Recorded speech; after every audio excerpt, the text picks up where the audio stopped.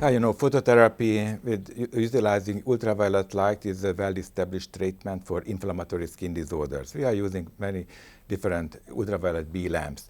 What's new is that we are very proud that more than 20 years ago we developed the XIML laser technology in my department in Szeged. The problem with this is that although it's a highly effective and very safe targeted phototherapy form, but it is very expensive. And recent years, much cheaper XIML lamps have been developed. And these XIML lamps have the same efficacy as the XIML laser, but these lamps are much more cheaper. And we can use this kind of therapy for inflammatory skin disorders such as psoriasis, a targeted form for mild psoriasis, but even for difficult to treat cases when patients receive biological therapy but still have few therapy-resistant plaque, and then this targeted phototherapy is a very good option. And another new thing is that we are using some kind of topical gels or paraffin oil before ultraviolet B therapy, because this paraffin oil enhances the transmittance ultraviolet light into the skin by decreasing the reflectance. However, this paraffin oil is not really welcomed by the patients because it is messy and greasy, and you cannot use it, for example, on the scalp. And we developed another gel, we call it photogel, ultraviolet photogel, that blocks the shorter wavelength below 300 nanometer and transmit all the ultraviolet light above 300 nanometer. Then in the action spectrum of psoriasis, it transmits 100% of the ultraviolet light, and it is very pleasant gel form. So I think that these are the new developments in phototherapy from the device and from the method part. Psoriasis is probably one of the main indications of ultraviolet phototherapy. However, in vitiligo is also a very good indication, because in psoriasis we have actually a lot of different drugs and biological and systemics. However, in vitiligo we have actually nothing. And in all the guidelines refer ultraviolet B light as a very good form of therapy together with calcineurin inhibitors. So vitiligo is another very important treatment option for ultraviolet B therapy. The third one, that is not really well known, is alopecia areata, because in alopecia areata we don't have a lot of different things. The JAK inhibitors may come in a few years, but it has been shown that with topical and targeted phototherapy we can also improve alopecia areata.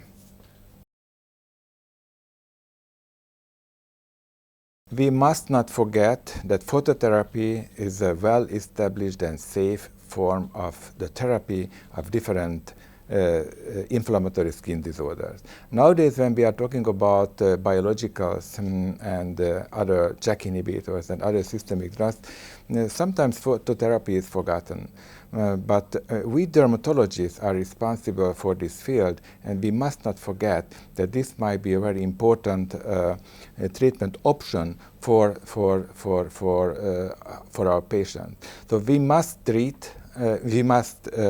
teach our dermatology residents how to use ultraviolet light, because the ultraviolet light is a form of treatment. However, if you do not do it in the right way, the good results will not be achieved. So, for example, if you forgot the pre-treatment and the light will be reflected from the skin, then you will not see any good effects. So we have to keep it in our treatment arsenal. We have to teach our dermatology residents, and we have to keep in mind that this might be also a good option for special patient population. Phototherapy is actually a cheap treatment option in any way. This is the problem, that the reimbursement is not really good, depending on from country to country. There are some countries where it is really well reimbursed, and there are other countries when it is not really good, well reimbursed. When we are talking about total body narrowband ultraviolet radiation, it requires a lot of space, and patients should come twice or 3 times a week. This is not really easy.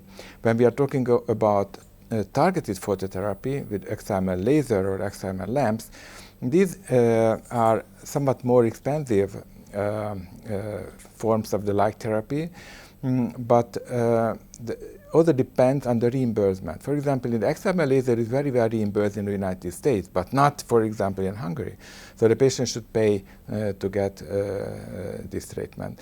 But anyway, the phototherapy is in general much cheaper than a biological drug.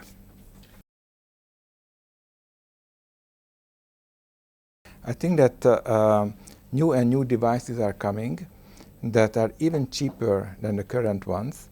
And in the future, the home phototherapy might be a very good option. These currently use highly effective devices cost around 20,000 euro. This is not something that you can buy for a home treatment. However, there are other new devices in the development that are not available currently on the market. LED devices, UVB LED devices.